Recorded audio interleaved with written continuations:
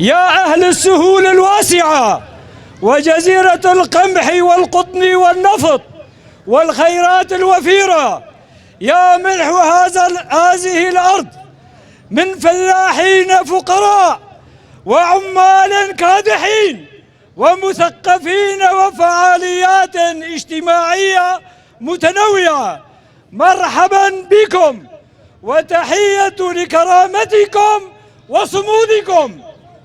أيها الأحرار، يا أبناء سوريا الحرة الكريمة ويا أبناء الجزيرة سوريا المعطاء، نحن هنا اليوم لنحتج، لأنه من العار حقا أن تكون أغنى المحافظات الوطن بالثروات هي أفقرها في المعيشة والخدمات.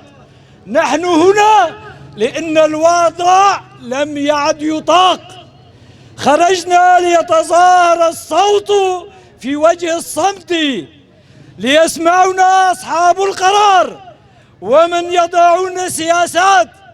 خرجنا لكي يمتثلوا لإرادة الناس، لمصالح الناس، مصالح 95% من السوريين والسوريات على امتداد مساحة الوطن من شماله إلى جنوبه ومن شرقه إلى غربه.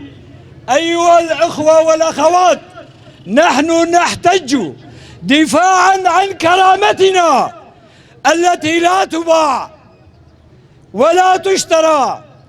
جئنا شعورا بالمسؤولية تجاه شعبنا وأهلنا لنكون اليوم صوت من لا صوت له، صوت الفقراء والمقهورين في الحارات الشعبية، صوت القرى العطشة والجائعة، صوت الذي تحرق السياسات الخاطئة محاصيلهم الزراعية وتسرق عرق جبينهم، صوت الأطفال المحرومين من أبسط حقوقهم في التعليم.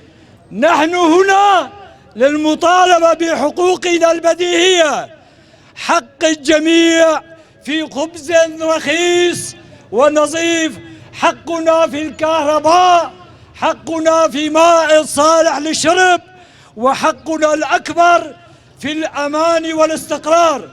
وليعلم القاصي والداني لسنا هنا لأجندة حزبية، وليعلم القاصي والداني لسنا هنا لأجندة حزبية ولا لخدمة مصالح هذه الجهة أو تلك، لا دولية كانت ولا إقليمية.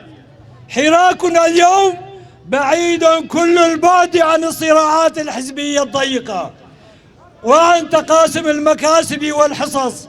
صوتنا واحد نقي وسوري خالص.